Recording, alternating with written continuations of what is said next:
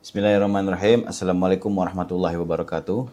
Perkenalkan, saya Adam Syafitri, dosen tetap program studi teknik sipil di Sekolah Tinggi Teknologi Cirebon, dan saat ini saya dalam proses mengikuti sertifikasi dosen gelombang 1 yang diselenggarakan oleh Kemendikti Saintek tahun 2025.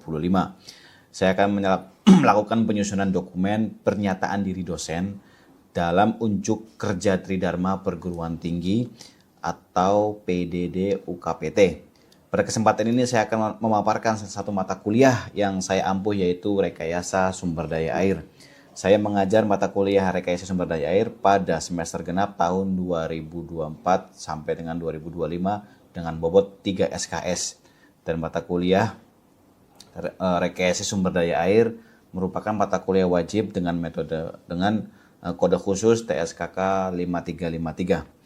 Adapun deskripsi mata kuliah yaitu konsep pengembangan dari sumber daya air dan tanah, kemudian bendungan waduk, perencanaan dan pemanfaatannya, kemudian analisis ekonomi dan finansial dari rekayasa sumber daya air, serta analisis sumber daya air terkait dengan ketersediaan, kemudian pemanfaatan dan pelestariannya. Adapun perkuliahan dari rekayasa sumber daya air adalah diselenggarakan dengan pendekatan antara teori dan partisipatif ya perkuliahannya. Kemudian metode pembelajarannya yang diterapkan adalah partisipatif berupa ceramah dan diskusi, kemudian problem based learning, di mana mahasiswa nanti akan diberikan sebuah studi kasus yang nantinya bisa dipecahkan bersama melalui pertanyaan-pertanyaan yang disampaikan. Kemudian capaian pembelajaran adalah yang pertama, agar mahasiswa ini senantiasa berlandaskan hukum untuk sebuah perencanaan maupun perancangan dari sumber daya air. Kemudian dia menguasai dari sains dan teknologi yang dalam pemanfaatan sumber daya air, kemudian mampu mengambil keputusan dalam kasus yang ditemui untuk segera dieksekusi, lalu mampu dia menghitung dan menggambar dan menganalisis terkait dengan rekayasa sumber daya air dan infrastrukturnya. Kemudian capaian pembelajaran mata kuliah ini adalah tentunya mahasiswa ini atau menggunakan model-model dari beberapa aplikasi penunjang seperti HiCRAS, mungkin EPANET dan lain-lain yang bisa memanfaatkan simulasi dari rekayasa sumber daya air. Kemudian menerapkan model-model hidrologi, hidrolika yang berkaitan dengan proses perencanaan terhadap pembangunan infrastruktur di sumber daya air. Dan terakhir adalah menerapkan model-model perancangannya untuk pengelolaan sumber daya air. Adapun materi pembelajaran mata kuliah meliputi ada 4 komponen mata kuliah, yaitu berupa yang pertama adalah aktivitas dari partisipatif mahasiswa, di mana ini bobotnya adalah 20%, yang nantinya mahasiswa kami berikan studi kasus atau kami berikan pertanyaan, ada yang aktif untuk menjawab, nah itu ada bobot tersendiri sebesar 20%. Kemudian adalah bobot yang kedua, yaitu UTS, ujian tengah semester, di mana selama 6 atau 8 pertemuan yang dilaksanakan perkuliahan itu akan dievaluasi di pertengahan yang nantinya berupa ujian, dan itu bobotnya sebesar 25%. Kemudian yang ketiga adalah UAS, ujian akhir semester. Nah, ini selama pertemuan 16 sampai 18 pertemuan secara global akan diujikan berupa ujian akhir semester dengan bobot 30%, dan serta tugas dari dosen kepada mahasiswa yang diberikan, sebagaimana setiap akhir pembelajaran mahasiswa diberi studi kasus, diberi tugas untuk bisa diselesaikan. Kemudian penilaian itu dilakukan secara objektif yang nantinya tidak berdasarkan like and dislike atau subjek. Kita bicara tentang profesional dari mahasiswanya itu sendiri, di mana kami memancing untuk mereka partisipatif ya, interaktif terhadap kasus-kasus yang atau isu-isu yang terjadi di sekarang ini. Seperti kita bisa melihat bahwa banjir ya, saat ini sangat-sangat banyak merugikan daripada manusia itu sendiri ya. Kenapa? Karena dampak dari bencana itu menyebabkan banyak sekali kerusakan. Di antaranya ada kerugian terkait dengan material maupun non material. Yang ini yang kita angkat sebagai isu bagaimana merekayasa sumber daya air agar terkendali, atau pengendalian banjirnya itu bisa terevaluasi ya, agar perhitungan atau pengendaliannya bisa terukur.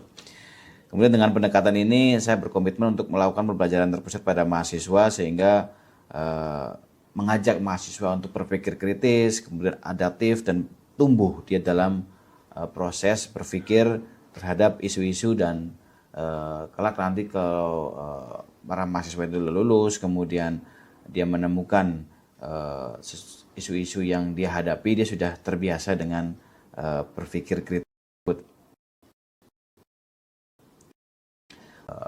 Akan saksikan video selanjutnya pembelajaran mata kuliah rekayasa sumber daya air. Baik, terima kasih. Wassalamualaikum warahmatullahi wabarakatuh. Assalamualaikum warahmatullahi wabarakatuh. Waalaikumsalam warahmatullahi wabarakatuh. Alhamdulillah, hari ini kita berjumpa lagi di mata kuliah rekayasa sumber daya air, yang mana ini menjadi mata kuliah dengan mata kuliah wajib dengan 3 SKS. Cukup besar SKS-nya karena memang rekayasa mata kuliah rekayasa sumber daya air memiliki bobot yang besar. Perlu kita ketahui bahwa sumber daya air adalah kekuatan, yang namanya juga sumber daya, yaitu kekuatan dari air. Jadi air itu kalau kecil, sedang, besar itu memiliki konsekuensi. Yang kalau kecil kayak seperti hujan, seperti ada di keran, itu yang tidak bisa diceritakan. Kalau yang sedang seperti sungai, yang memang mengalir dari hulu ke hilir, yang membawa ekosistemnya, dan yang besar kayak seperti samudra yang paling besar. Perlu kita ketahui bahwa tidak ada satupun makhluk hidup di dunia ini tanpa membutuhkan air. Jadi air ini vital sekali. Bahkan sudah sejak zaman dahulunya bahwa air itu adalah sumber kehidupan. Kita langsung saja ke materi yang pertama adalah pengelolaan sumber daya air. Ya, ini adalah rekayasa pengelolaan sumber daya air, di mana ya, bahwa ciptaan yang hadir di dunia ini perlu adanya pengelolaan dengan merekayasa sumber daya air untuk pemanfaatan manusia khusus dan umumnya dalam alam semesta ini. Kenapa? Karena tanpa adanya perekayasaan, ya, eksploitasi akan terjadi di mana-mana sehingga dampaknya bukan hanya untuk manusia saja, tapi seluruh alam akan mendapatkan dampak dari kerusakannya. Jadi kita bisa melihat pengertian dari beberapa ahli, ya. Yang ini adalah pengelolaan. Nah, bisa dikatakan pengelolaan karena merekayasa membutuhkan pengelolaan. Dan sumber daya air dalam pengertian undang-undang, yaitu adalah semua potensi yang terdapat pada air, sumber air termasuk sarana dan prasarana pengairan, seperti ada dari saluran irigasi, bendungan, waduk, itu merupakan sumber daya air. Dan ada statement yang ini sudah sangat familiar ya di Kemudian dari kawan ahli bahwa air di bumi ini 97%-nya, jadi air di bumi ini 97%-nya adalah air asin. Setuju nggak kira-kira? Banyakkan sungai, banyakkan lautnya. Laut. Jadi 97%-nya adalah air asin atau air laut, di mana air lautnya itu tidak bisa dikonsumsi oleh manusia. Ya tentunya bahwa manusia sebagai khalifah di bumi ini tentunya nggak ada manfaatnya untuk bisa diminum kecuali ikannya yang dimanfaatkan. Sedangkan air tawarnya hanya 3%. 3% ini berebut dari hitung tangan. Sekarang ada yang tahu berapa miliar orang di dunia? Ada yang tahu? Ada yang tahu berapa miliar orang di dunia? Wah, banyak kayak gitu ya. Ya, karena kan ada sekitar 5 miliar, yang bilang 6 miliar ya. Bayangkan, bermiliar-miliar orang rebutan air tawar 3%. Kemudian dipecah lagi, 3% itu air tawar, oke. Pertanyaannya adalah apakah semuanya itu air dalam tanah?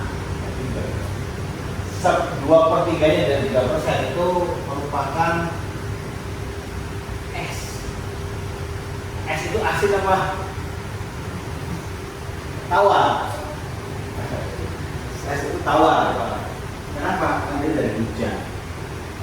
Hujan itu asin apa tawar? Ya airnya asin, airnya hujan.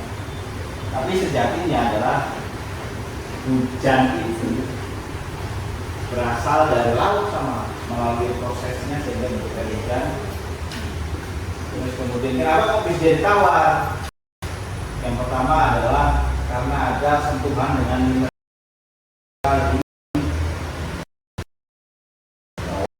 Dari 2/3-nya aja itu merupakan es. Sisanya ya ada di dalam tanah, ada yang di sungai, ada yang di danau, segala macam. Bisa kita bayangkan bahwa sedikit sekali yang bisa dikonsumsi air. Padahal air itu merupakan kebutuhan hak dasar hidup manusia. Kira-kira nih, ada yang tahu nggak teman-teman di sini? Berapa lama orang nggak minum? 1 hari, 2 hari, 3 hari, 4, 5, 3 hari. Pernah nggak minum 3 hari? Bayangkan ya, sengsaranya kita kalau kita kurang cairan. Tubuh kita saja ya sama dengan ini. Hampir 70%-nya adalah air. Ketika kita kurang minum, ya otomatis cairannya berkurang. Nah, sumber daya air ini seperti yang kita akan bahas pada agenda hari ini adalah kita merunut ya dari hulu ke hilir. Sumber air itu ada di beberapa mana saja, terletak di mana saja. Yang harapannya adalah ketika nanti teman-teman bisa menjawab pertanyaan-pertanyaan berkaitan dengan dari mana saja atau macam-macam sumber air. Yang pertama adalah air laut. Nah, air laut ini ya sudah sering banget. Siapa yang lagi belajar laut? Nah, ini kayaknya Mbak Rina sering laut terus. Air laut itu memang asin dan ya kalau air laut yang bersih ya yang memang tidak ada kontaminasi itu sangat membantu dalam penyembuhan badan kita. Jadi kalau kita sakit flu segala macam berenang di air laut itu insya Allah asin. Insya Allah sembuh. Kenapa? Karena tubuh kita ya, itu kontak dengan air laut itu memberikan ion-ion yang positif sehingga penyakit-penyakit itu bisa hilang. Makanya orang kalau ini laut itu dia selalu berenang karena ada toksik-toksik yang di dalam tubuhnya itu bisa keluar. Ya sedikit menyelam. Makanya kalau menyelam di laut itu harus kacamata ya, kalau perih kan. Kemudian yang kedua adalah air hujan. Ya kita tahu lah air hujan yang sering kita rasakan. Kira-kira kalau ditanya hujan itu berasal dari mana? Dari langit Pak. Oh ya, langit. Perlu diketahui ya, hujan itu punya proses di mana dia selalu berhubungan dengan namanya kelembaban. Ketika di suatu wilayah mengalami kelembaban yang sangat tinggi, itu pasti potensi hujannya juga rendah. Maka bawahnya tinggi. Tapi kalau bawahnya rendah, bawaannya panas gitu ya. Ini bener mau hujan nggak sih kok rokok gitu ya. Rendah, jadi ya kelembaban udara rendah ya otomatis dia akan awannya itu yang bawa air dia akan stuck di situ sehingga lama-kelamaan jadi dengan tinggi kita berarti otomatis dia anginnya kencang. Kita mendungnya beralih-alih ke yang hujan. Kemudian yang ketiga adalah air permukaan. Yang sering kita lihat kalau kita lewat jalan raya itu kalau di jembatan pasti ada sungai-sungai. Itu air permukaan yang berasal dari air hujan, air dari tanah, macam ya air permukaan. Kemudian yang keempat adalah air tanah. Ya, di rumah punya sumur atau punya sumur bor gitu, itu merupakan air tanah. Jadi yang insya itu adalah air yang suci ya, karena dia memiliki kandungan atau kesucian yang layak untuk bisa digunakan untuk bisa berwudu, bisa mandi, dan segala macam. Dan yang terakhir adalah mata air. Mata air adalah sebenarnya air yang di tanah juga sama. Cuma ini yang keluar. Nah air yang keluar ini bukan berasal dari air yang kemarin dari hujan maksudnya. Ini air yang keluar itu air yang tertampung di dalam aquifer selama bertahun-tahun. Jadi jangan salah misalkan hujan, kemudian masuk dalam tanah, keluarlah air juga. Jadi air ini dia mau kemarau segala macam itu ada. Nanti kualitasnya sedikit. Tapi yang jelas adalah air ini adalah air purba, jadi air yang dia bersiklus dari permukaan sampai dengan di dalam tanah. Lalu dari macam-macam sumber air ini, nah ini pemanfaatannya. Tadi saya sampaikan bahwa rekayasa sumber daya air adalah bagaimana memberikan manfaat terhadap anugerah air ini untuk manusia. Karena sekarang itu ya udah sangat disayangkan ya ketika manusia sekarang udah tak peduli lagi tentang masa depan bumi ini ya, tentunya alam. Yang pertama adalah irigasi. Kita bisa lihat kalau di pematang sawah banyak saluran-saluran membagi ya, irigasi. Ada yang tersier, ada yang sekunder, kemudian ada yang primer. Yang primer itu biasanya sangat penduk yang ada di misalkan di rentang gitu ya. Kemudian sekunder itu di masing-masing wilayah. Jadi ini pembagian untuk pertanian. Dan ini sampai dengan saat ini bahwa irigasi ini menjadi penting untuk ketahanan pangan kita di Indonesia. Kemudian yang kedua adalah perikanan. Tentunya ya, di laut itu para nelayan ya, kalau kita lihat YouTube segala macam itu nelayan itu enak. Kenapa enak? Dia ngasih makan ikan, ngambilnya doang gitu. Jadi beda dengan yang pertama nih. Kalau yang ini kan dia nanam, dia merawat, kemudian dia memberikan pupuk segala macam sampai tumbuh sampai berbuah, baru diambil, baru dijual. Kalau nelayan itu sangat enak. Datang ke tengah laut, ambil jalan dan mereka berikan. Inilah. Ada juga yang sistem kerambah yang memang ada di air tawar. Jadi budidaya air tawar maupun air laut sekarang sudah mulai banyak digandrungi. Karena kita manusia itu membutuhkan namanya makanan fresh food. Ini fresh food. Kita banyak makan fresh food atau banyak makan junk food. Jadi banyakin makan fresh food ya, biar pinter kayak sushi kalau nggak makan ikan kegerahan.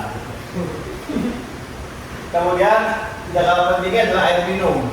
Nah ini ya, pemakaian air minum yang tadi, air dari mata air maupun dari air tanah, yaitu air bersih atau air minum.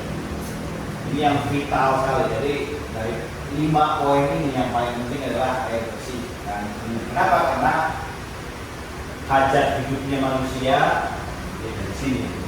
Bayangkan tadi dia bilang berapa lama kita nggak minum ya? Mungkin 3 hari 4 hari dehidrasi langsung mati. Makanya kalau ada penyakit virus rabies itu yang untuk air itu nggak akan lawan, dia akan dehidrasi. Kemudian yang keempat berkaitan dengan listrik. Ini tidak bisa dipisahkan. Kebutuhan listrik sekarang sudah menjadi hak dasar. Padahal zaman dulu yang orang-orang kita yang itu dulu yang dulu segala macam masih pakai sempor, masih pakai apa? Karena kan hidup. Ada yang sebelum ada listrik mereka nggak hidup kan enggak. Jadi sebelum ditemukan listrik pun ada peradaban manusia. Beda dengan air, dengan perikanan. Ini sudah zaman dahulu ini, zaman segala macam sudah ada. Lagi air bersih. Listrik untuk tenaga air, menggerakkan turbin dari energi potensialnya, kemudian menghasilkan listrik. Dan yang terakhir adalah kelestarian alam, dikembalikan lagi airnya untuk alam karena ada ekosistem di sana, ada tumbuhan, ada hewan dan lainnya yang memerlukan air. Sehingga pemanfaatan sumber air ini diharapkan senantiasa selalu dijaga. Ada pertanyaan di sini? Ada pertanyaan? Dari pemanfaatan sumber air atau saya nanya? Oke. Kalau kita lihat angkat tangannya. Contoh dari air bersih dan air minum yang kita gunakan sehari.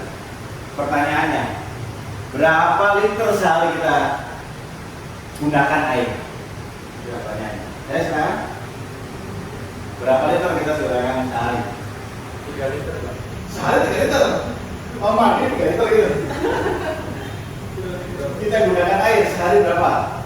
Berapa liter sehari? Mandi, minum, cuci, segala macam. Berapa? Kalau ngitung nggak? Oh, kasih buku ya. Ya, satu hari itu antara 70 sampai 100 liter per hari. Bayangkan ya, sehari itu air sekitar 100 liter per orang berarti ya. Kalau keluarga ada 10 ya, berarti itu 10 kali 100 liter per hari. Nah, ini ya. Jadi pemanfaatan sumber air ini kita jaga karena ini merupakan hajat hidup orang banyak.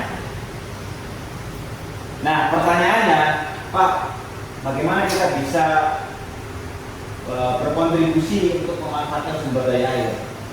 Nah, ini sumber daya air. Yang di negara kita ya. Ada yang kenal ini semua? Mana yang kenal ini doang ya? Iya, Rembo. Mana ini?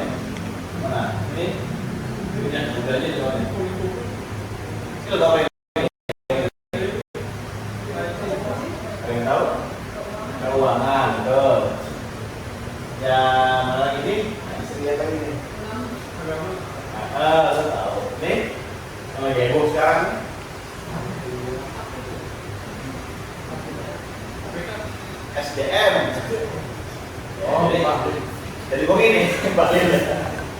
Jadi kementerian-kementerian ini itu ternyata mereka semua merekayasa sumber daya air. Oh iya Bapak, Kementerian Agama merekayasa sumber daya air tidak? Bagaimana beribadah kita tersaji air wudhunya dan pada sumber daya air. Terus lingkungan hidup apalagi puskesmas Kementerian Kesehatan ada, kemudian Kementerian Perindustrian ada, Kementerian Dalam Negeri pun ada. Jadi semua kementerian ya, semuanya adalah peduli terhadap sumber daya air. Sehingga kalau kita sebagai orang engineer dengan mungkin ketertarikan terhadap disiplinnya tentang air, ya itu semua punya potensi untuk bisa bekerja. Dimanapun yang kita suka, dari pendidikan, dinas perhubungan, pertanian, keuangan, terus kementerian perempuan dan perempuan itu masih ada itu. Nah ini mereka sangat peduli dan intens terhadap sumber daya air. Kita perjelas lagi ya dengan logo-logonya. Nah ini saya mau ngasih challenge nih kepada teman-teman. Kira-kira dari mulai Mas Roman, nah Mas itu berapa ya? Sebenarnya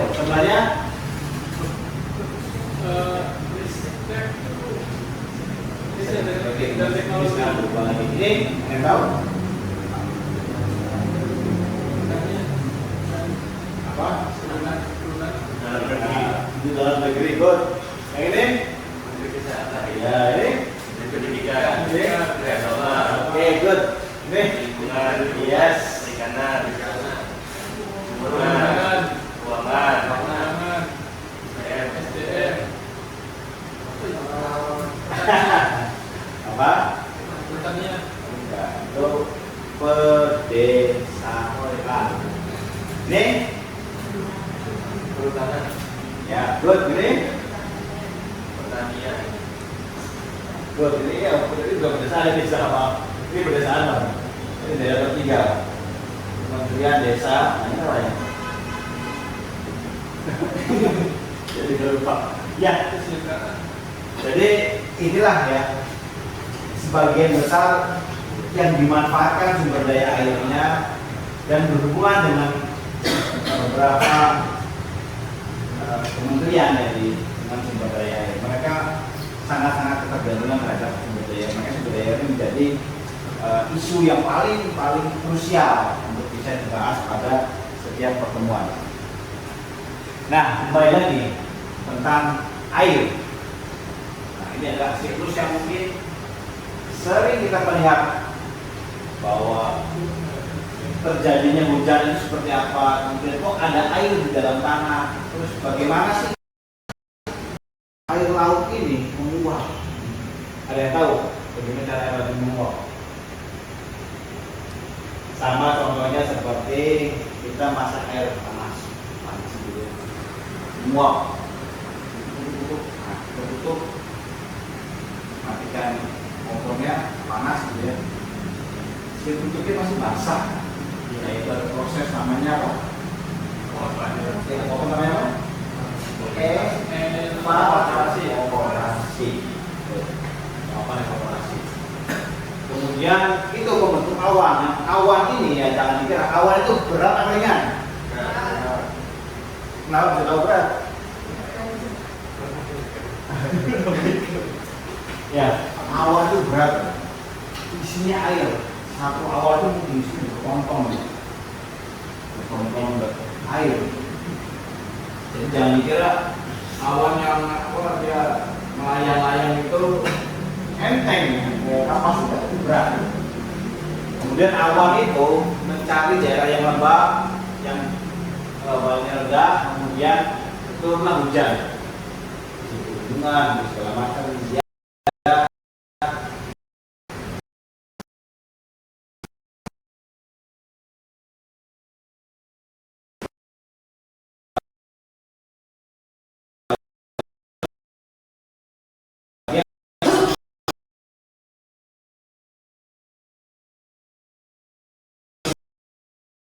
Masuk dalam memiliki proses yang dapat dimanfaatkan untuk manusia.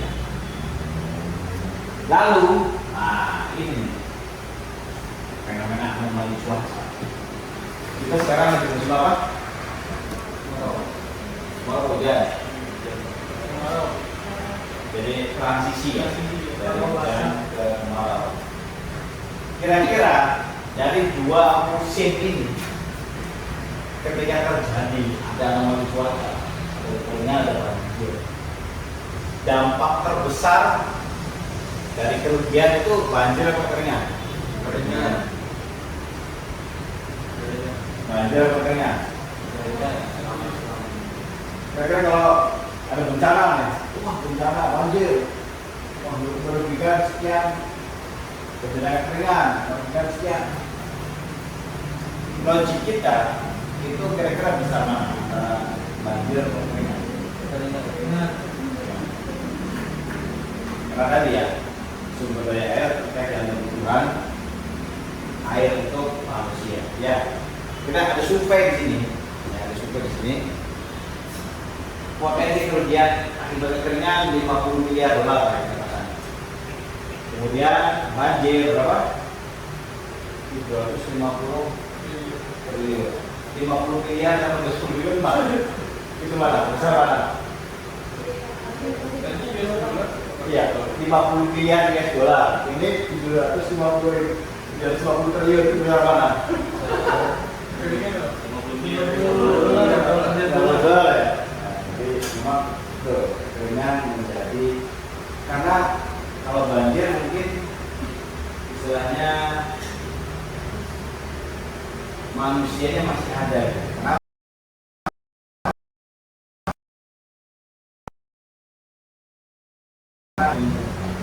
Kemudian ini salah satu, udah pernah sini belum nih? Waduk jadi gede yang memiliki kapasitas sebesar 1 miliar kubik.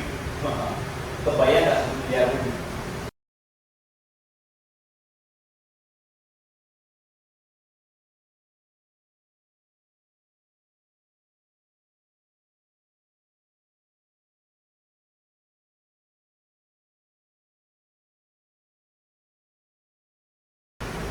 Kemudian wilayah Indramayu perlu adanya dana untuk air bersih. Baik, yang mestinya ditanyakan kaitan dengan macam-macam air, sumber daya air.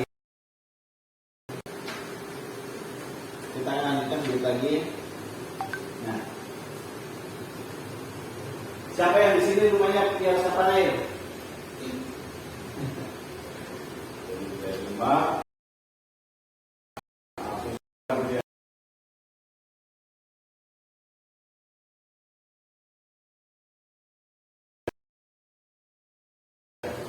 Datang itu masukkan ke dalam namanya biopori, jadi nggak terbuang langsung ke sungai atau ke kaleng gitu ya, tapi harus ke dalam biopori, sumber resapan itu. Nah, kalau dari ruang terbuka hijau ini ikut pun sangat sedikit ya, karena memang terbatasnya wilayah, tapi ini sangat menunjang untuk membuat sumber resapan, jadi air ini itu masih terjaga dengan stok boros air. Terakhir adalah jangan sampai kita, siapa yang pernah bawa sampah di sungai? Jadi sekali lagi bahwa sungai bukan tempat sampah, ya, tempat sampah itu luas, jadi bukan di sungai, sehingga di samping menyebabkan banjir yang ada di hilir ya, itu menimbulkan penyakit, bau yang busuk. Makanya manusia diberikan himbauan untuk dilarang membuang sampah sembarangan. Baik, sampai di sini apakah ada pertanyaan sebelum kita ada sesi untuk tugas? Jadi nanti ada juga kelompok ya tugas, nanti dibagi ada berapa? 2, 3, 4, 5, ada 7 orang ya. dibagi 3 kelompok. Nanti yang pertama adalah dibagi 4 kelompok.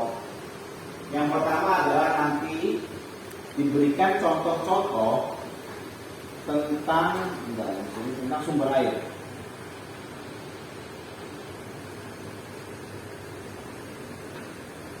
Nah, ya. Sudah berubah. Ada yang dia menjelaskan tentang bagaimana pemanfaatan sumber air untuk irigasi. Kemudian yang kedua adalah bagaimana dia memberikan narasi berkaitan dengan pemanfaatan sumber daya air untuk perikanan dan air bersih serta untuk PLTA. Ya, nanti tugasnya Anda buat dalam bentuk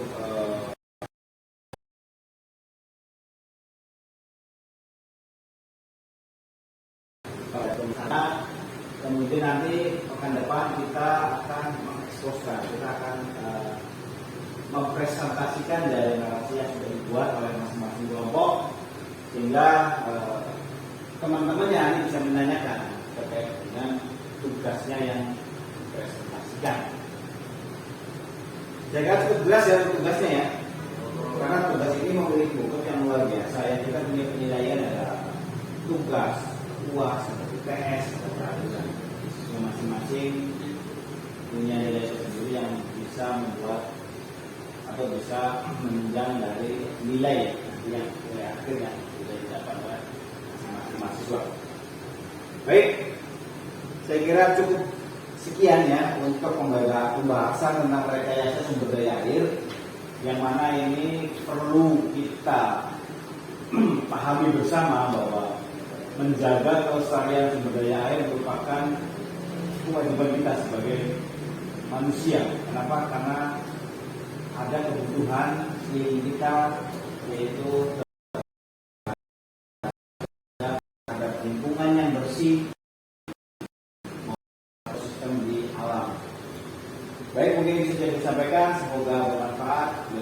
Wassalamualaikum warahmatullahi wabarakatuh. Waalaikumsalam.